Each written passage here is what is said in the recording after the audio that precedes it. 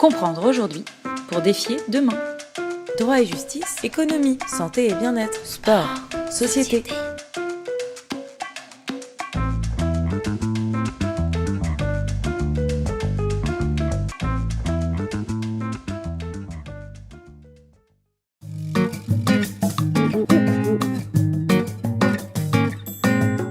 J'ai bien dit la mort de l'Europe des traités. Je n'ai pas affirmé la mort de l'Europe. Les traités sont au peuple ce que les contrats sont aux individus. Ils font la loi entre les partis, c'est-à-dire ceux qui les ont signés. Aujourd'hui, on voit mal qui est capable en Europe de signer un nouveau traité.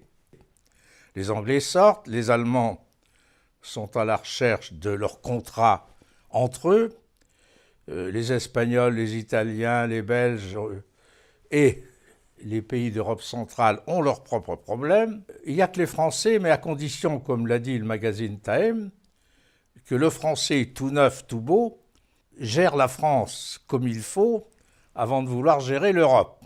Et puis de toute façon, il ne pourrait pas signer le traité tout seul.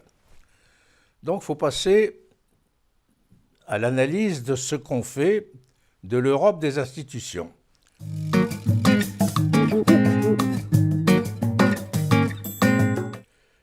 J'ai fait l'image selon laquelle les institutions européennes qui résultent de tous les traités accumulés depuis 60 ans, elles sont là maintenant, et un peu comme les blocos de la dernière guerre sont restés sur les côtes de l'Atlantique.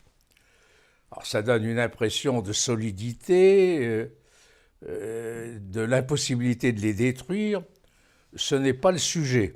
Elles ont bien rempli leur rôle en matière d'économie, de droit et de justice, mais elles l'ont fait progressivement en s'éloignant de chacun des peuples qui avaient vocation à participer à ces institutions, voire même à subir l'éloignement de certains peuples, comme la France, participaient peu à la vie des institutions.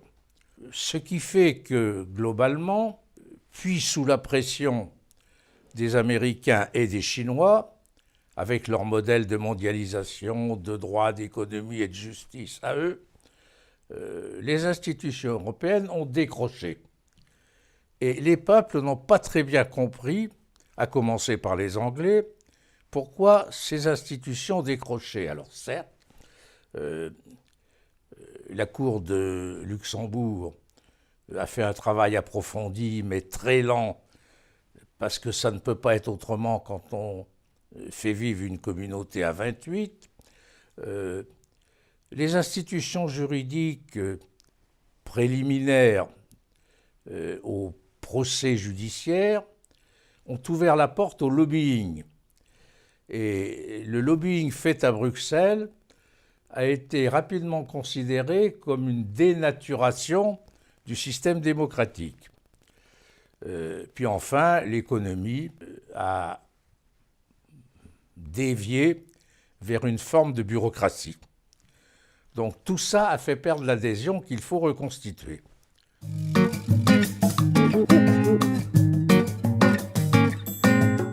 Comment refaire une Europe des adhésions ? Il y a d'abord la circonstance qui est favorable à un retour d'affection, pour ne pas dire un retour d'adhésion.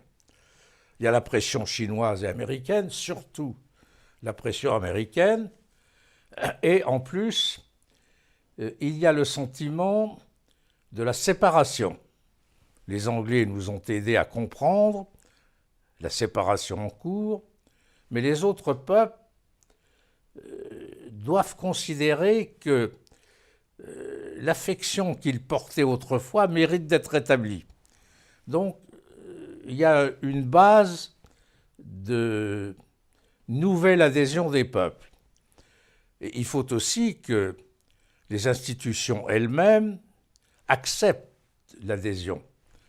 Et il faut surtout que les peuples poussent leurs représentants, les élus qui vont voter tantôt à Strasbourg, tantôt à Bruxelles, à reprendre le chemin antérieur qu'ils avaient pris pour les traités. Donc, si on ajoute le retour d'affection naturel, le besoin d'affronter les Américains et les Chinois, à un assouplissement du fonctionnement des institutions et à un plus grand intérêt des intermédiaires élus démocratiquement, ça pourrait revenir assez vite. Les dirigeants qui ont signé les traités pendant une longue période avec l'adhésion des peuples, puis depuis quelques années, sans l'adhésion des peuples, sont démunis. Donc il va falloir reconstruire et en fait ça se ramène à un fusil à un coup. On va le savoir rapidement puisque nous avons des élections européennes dans 2 ans et c'est là que ça va se jouer. Donc je ne suis pas du tout pessimiste. Je n'ai pas dit que l'Europe était morte. J'ai dit simplement que l'Europe des traités est morte, que les institutions sont malades et qu'il faut reconstruire l'adhésion.